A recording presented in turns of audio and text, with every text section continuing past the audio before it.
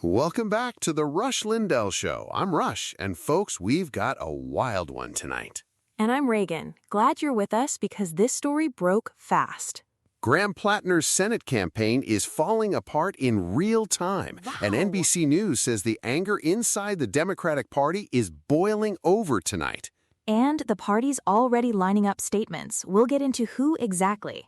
Let me tell you something. I've already got a nickname for this guy, and by hour's end, you'll be using it too. I have a feeling it's not flattering. Not even a little. We'll dig into the pattern of controversy that's followed him for months and whether it adds up to anything. Then the fallout. Who's abandoning ship, who's staying quiet, and what it does to the map. And Maine's got legal deadlines bearing down fast and a couple names already floating as replacements. And don't sleep on Susan Collins just sitting back watching all this happen to her opponents. Let's separate the rhetoric from the reality on this one, starting with what actually happened last night. Straight ahead, the collapse minute by minute.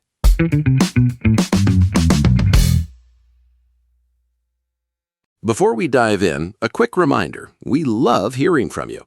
If you have questions or topics you'd like us to cover, head to the link in the description and submit your question. We read every single one.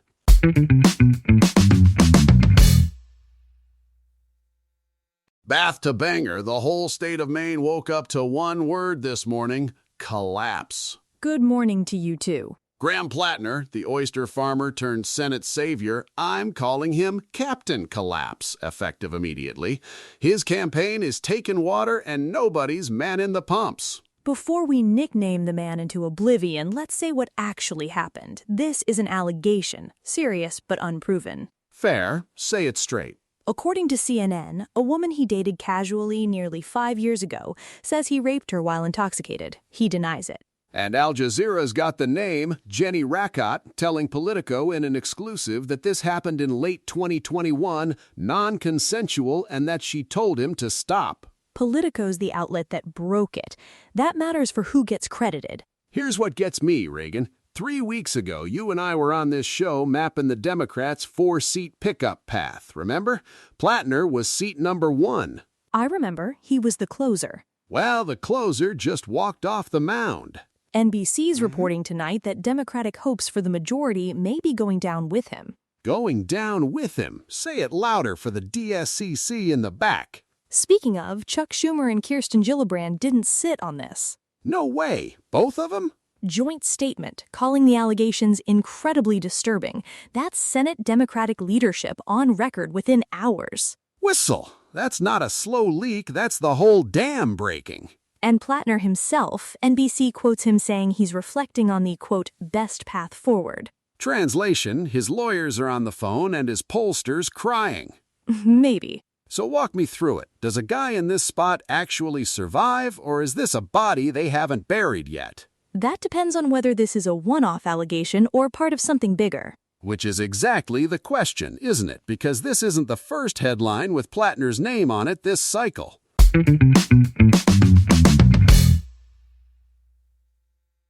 Building on that collapse, this isn't Platner's first brush with trouble, Reagan. It's not. Al Jazeera's report today calls it a long string of controversies trailing this campaign. We're talking a Nazi-style tattoo he had to explain, sexually explicit texts that leaked, and New York Times interviews where he came off downright unsettling. Each one alone survivable. Stacked together, voters notice. And now, wait for it, old Reddit posts are crawling back out of the grave. NPR's been tracking those. Comments disparaging Black and LGBTQ+ people and remarks mocking assault victims specifically. Mocking assault victims, and now he's the one accused of assault. You cannot write this stuff. Hold on, I'll push back. A bad Reddit history doesn't prove Rakasat's allegation is true.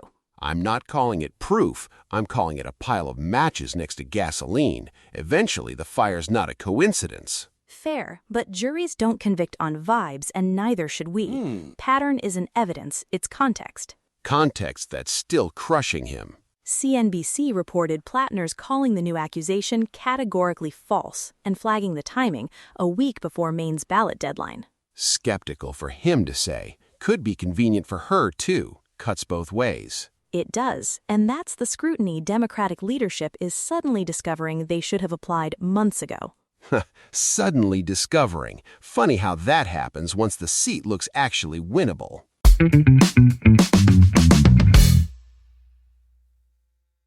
So, the DSCC just drew a line in the sand. Finally. Schumer and Gillibrand told reporters, according to The Hill, the committee won't put a dime in Maine if Platner stays on that ballot. Oh, now there's a budget line. Funny how conviction shows up right when the polling gets ugly. And it's not just leadership. Notice reported Khanna and Gallego both yanked their endorsements Monday night. Gone. Poof. Like they were never there. Martin Heinrich went further, calling the allegations very serious, his words per that same report. Very serious. Wow. Bold stance, Senator. But notice who's missing from that list. Wait, don't tell me. Elizabeth Warren. Axios says she stopped short of a hard break, still hedging. Oh, shocking. And Bernie Sanders? Silent. Nothing. Not one statement. Bernie's probably still drafting it in longhand. Maybe, but look, credit where it's due, Democrats mostly landed in the right place on this. Sure, eventually. My issue isn't the destination, it's the clock. Nobody found their principal when the tattoo story broke. Nobody found it after the texts. They found it the second the internal polling showed the seat slipping away. That's the pattern worth watching. Conviction with impeccable timing. Convenient conviction. I love it. Warren and Sanders staying quiet tells you something, too. They're waiting to see which way this breaks before spending capital. Smart, cynical, and completely predictable. Which raises the real question. If the top of the party can't move fast on something this obvious, what happens to the seat itself? And that, Reagan, is exactly where we go next, because Maine's got a clock ticking, and it's not a metaphor.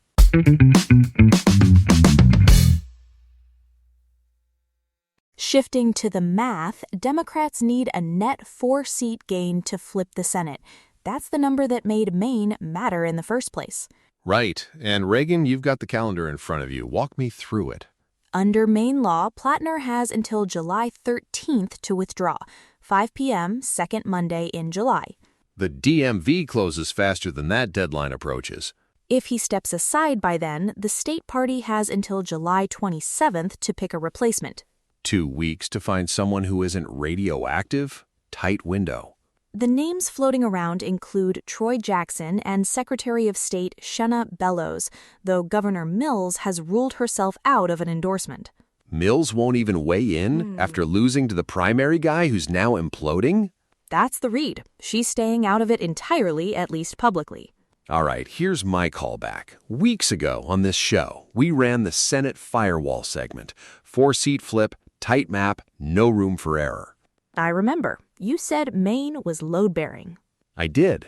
Now ask yourself, does the 4-seat math survive if Democrats have to install a replacement candidate in 2 weeks with zero name recognition against a 5-term incumbent? Susan Collins has run statewide 5 times. A newcomer starts from a dead sprint, not a jog. So my verdict, the firewall didn't crack, it shattered. You don't patch 4 seats with a rushed nominating meeting. I'd say it's damaged, not shattered. Jackson and Bellows both have real infrastructure in the state. Infrastructure doesn't buy you name ID by November. Fair, but calling it dead on July 6th is premature. We've got 3 weeks of runway before we even know if he withdraws. 3 weeks. That's the whole runway for the whole plan. And Platner hasn't announced anything yet, just that video about reflecting. Oh, don't get me started on that video.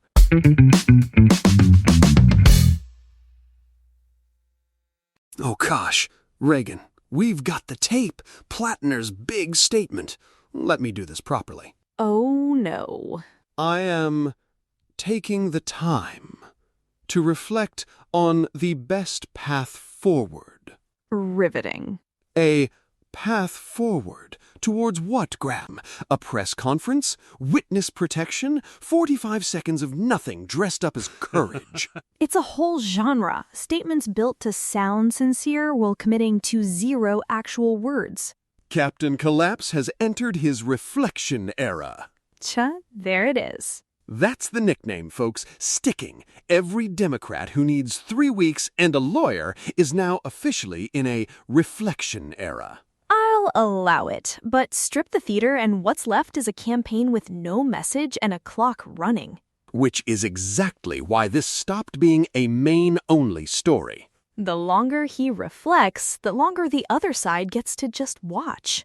And wait till you hear what Susan Collins just said about all this. Oh, this ought to be good.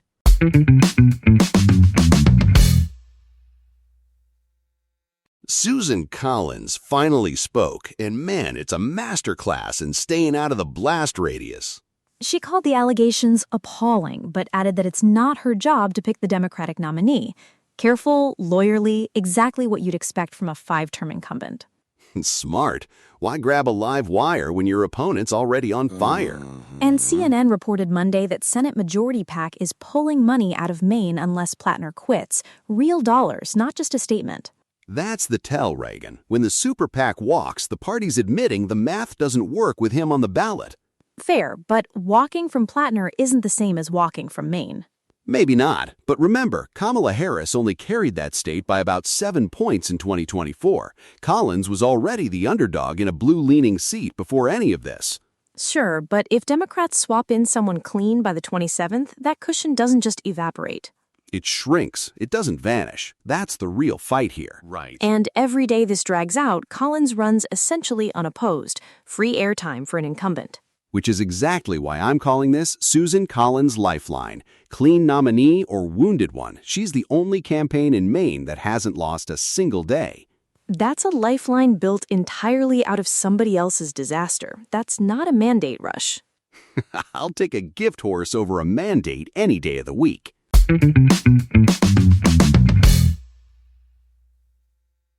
Building on that, the calendar's the real headline now. 6 days to July 13th, then the clock hits July 27th. And every hour that passes without a withdrawal makes an orderly transition messier.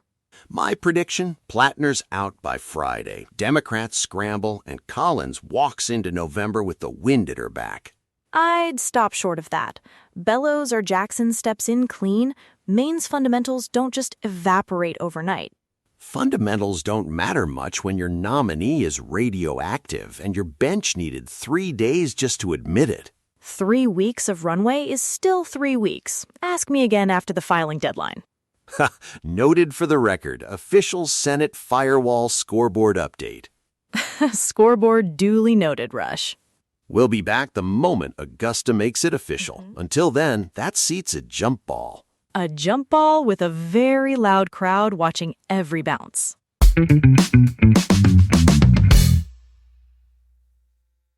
So, Captain Collapse, that's where we land tonight.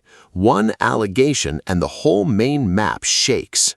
And I'll say it again for anyone just tuning in, it's an allegation. Serious, but unproven. That distinction still matters. Fair, but Schumer and Gillibrand didn't wait around to make that distinction, did they? No, they didn't. Dryly. Conviction moves fast when the polling does. Exactly. And remember our Senate Firewall segment? Platner was seat number 1. That firewall's got a crack in it now. July 13th, July 27th. Those dates decide whether Democrats patch it or lose Maine outright. My money's on Collins keeping the seat. Reagan's holding out hope for a clean replacement. I am. We'll know soon enough. Warnley. That's the show. If you liked it, subscribe. Drop us 5 stars. Tell a friend who needs to hear it. New episodes every weekday. Thanks for spending this one with us. Gritting. Stay sharp out there. We'll see you tomorrow.